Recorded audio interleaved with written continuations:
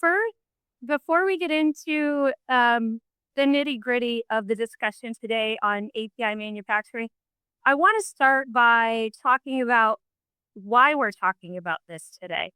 Why are manufacturers reconsidering where they manufacture API?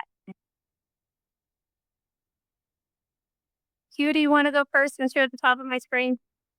Yes, I can. Good morning, everyone. I think probably in more recent years, the COVID pandemic certainly opened our eyes and highlighted vulnerabilities in our overall supply chains. A lot of the discussion kicked off around then. At the same time, certainly in Lily's case, demand for our medicines is certainly increasing, which is leading us to invest significantly in new facilities and expanding capacities at existing facilities. And as we're doing that, we're taking the opportunity to assess where we place those investments. But ultimately, it's about ensuring that we have medicine available for patients when they need them.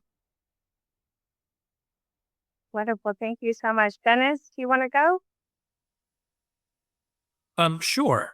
So from the view that USP has into the industry, I think there's a number of factors that companies are weighing associated with why one would be expanding API production within the United States.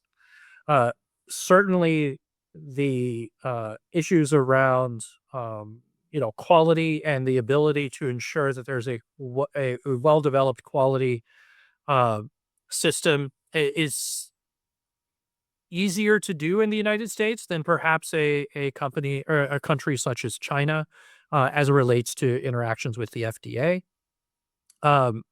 There's are issues around the investments that the U.S. government are making right now to help bring and rebuild the pharmaceutical industry within the U.S. And so that's weighing in as well in a number of companies. And Brian, from your standpoint, I know that API Innovation Center is working hard towards strengthening the API supply chain in the U.S. You want to weigh in? Sure. So I think the industry itself is reassessing the entire supply chain, which is followed by recent disruptions we've seen with drug shortages. Just to throw out some numbers, over 72% of FDA-approved API manufacturing facilities are located outside the United States. Many essential generics rely heavily on overseas production, and more than 80% of the top 100 generics prescribed in the U.S. are manufactured abroad. So the U.S. has already had significant idle manufacturing capacity based on this deportation of these processes, with some sites that are surveyed with our research about 50% utilization or even lower. So APIC research also indicates that there's about 30 billion additional doses that could be produced domestically using our existing infrastructure. So there's some obvious reasons why we're starting to think this way and some obvious pathways that we can take to be able to take care of the issue. Now, there are some benefits, many benefits to manufacturing API in-house, closer to home. I'd like to discuss what those are, and I feel like the perspectives are going to be a little bit different from each of you, so I'd love for each of you to weigh in on the benefit of manufacturing in-house, nearshoring, onshoring, more API manufacturing. Yep, Anyone I can go lead. first?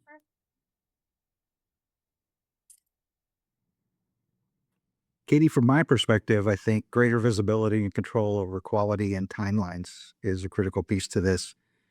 Reduce the logistics complexity and exposure to possible global bottlenecks that may occur, and then faster response to demand shifts if it's here in the U.S. Easier integration of the process innovation between the R&D and manufacturing facilities, as well as ability to repurpose existing capacity within 1 to 2 years when the demand is aligned.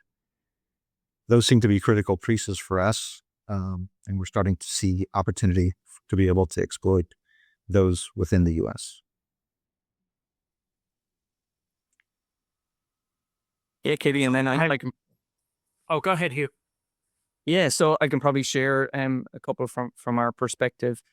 Certainly supply security, the level of quality and oversight is very important in and the benefits of manufacturing in-house. Brian touched on innovation leverage. I think, from a Lilly perspective, having a manufacturing organization that's deeply integrated with our R&D organization is really important.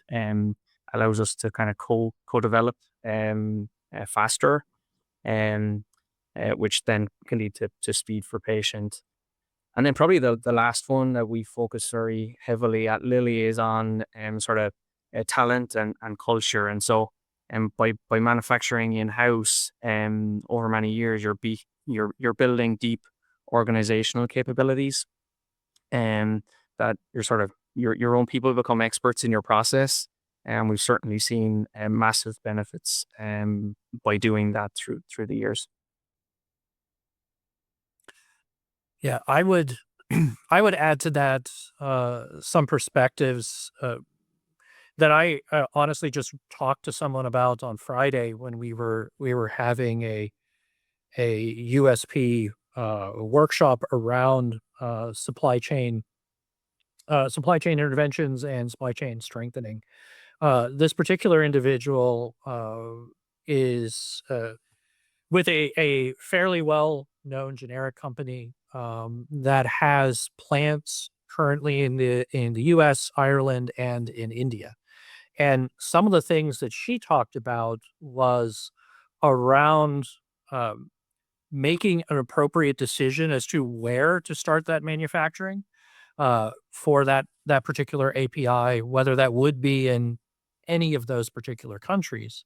And the topic that you talked about, Hugh, is one that she also talked about in terms of when you have a portfolio of 250 products, uh, that manufacturing technology becomes very important in the ability to quickly shift from one product to another within a flexible line. And the push that she is seeing within her company around uh, applying new technologies that are easier to do that type of shift is something that she's looking at pretty intensely. And a number of the benefits in the U.S.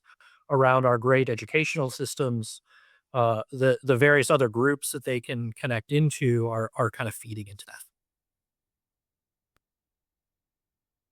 Very well said, each of you. And I'm curious to hear, there are some major hurdles that we face to increase manufacturing of API, to start manufacturing API.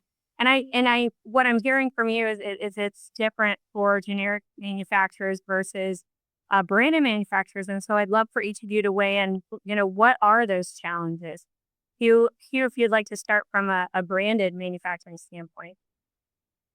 Yeah, I think more generically for the industry, I'd say, the kind of the obvious one is capital intensity, right? So obviously committing the capital up front for what are sometimes large large facilities, it requires that major upfront investment. A lot of complexities through that process, right? From planning to permitting to getting through construction and validation. And so it can be sometimes difficult or a barrier to invest today, and you may not see it for many years. And I know that is a challenge for a number of people. A couple of the other things like the workforce and skills is clearly as we move to different, more advanced modalities and processes, access to that specialized expertise is also can be challenging and something that we focus a lot on. Um, and then, there are various elements around once you've constructed the facility and getting through the regulatory complexity of facility approval right through to ability to supply. That's also a number of steps that you have to go through. So there are a couple of the things, Katie. Yeah, Katie, and I'd echo what you were saying with regards to the capital intensity to put these processes in place. And in late 2024, APIC contracted a third party called Pharma ACE to survey the pharmaceutical industry to determine the real and perceived barriers and implementation of advanced manufacturing technologies and investment in these areas. The survey included large and small manufacturers of both API and finished dosage forms and a wide range of demographics within those sites. Based on the survey, the biggest barrier to adopt at least AMTs was capital investment needed, especially true in the generic API space where very low margins are seen. There's very little capital to invest in improvements. There's also a barrier to switch the mindset from a batch process to a continuous flow process. And both of these barriers can be overcome by third-party investments, either government or institutions such as API Innovation Center, what we're doing, along with education on how to implement and the advantages of why this is being done. Specialized training may be needed, but this is also provided by equipment manufacturers, and API Innovation Center can also help in that regard. I know it sounds like a sales pitch, but it's also kind of what we do pretty much every day. And just wanted to make sure. You're a nonprofit. You can sales pitch away. We actually have a poll up on the screen, and I encourage everybody to go answer the polls about what attendees are challenged with the manufacture of APIs. And unsurprisingly, the cost of equipment and the facility reigns supreme with 44%. With hiring and training qualified personnel, I know Hugh, you had mentioned personnel as a major challenge as the second and regulatory as the third. So with that said, Dennis, do you want to weigh in? Well, I'm going to sound like I'm saying, I agree with all of the things that everybody else has said, which I do. Well, certainly capital investment, especially within the generics industry, is a significant barrier.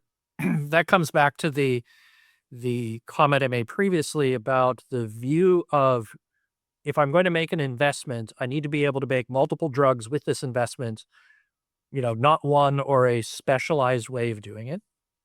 And that's been key to a lot of the discussions that USP has had with a number of generic manufacturers as well as innovative manufacturers.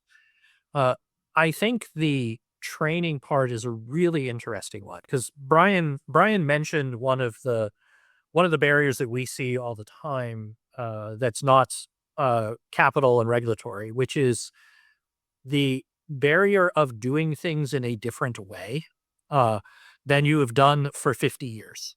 And that is an organizational, that is a cultural, that is an intellectual barrier. And training can be a really powerful tool in helping bridge what's possible today versus what we need to be doing in 5 years. And that's an aspect that we've built in with a number of our training programs as well as our partner organizations, because how somebody ensures quality in a continuous system is not the same as how someone ensures quality in a batch system. And the more we can educate the next generation of QA, the next generation of of manufacturing techs, in that new way of ensuring quality through their system, the smoother this transition is gonna take.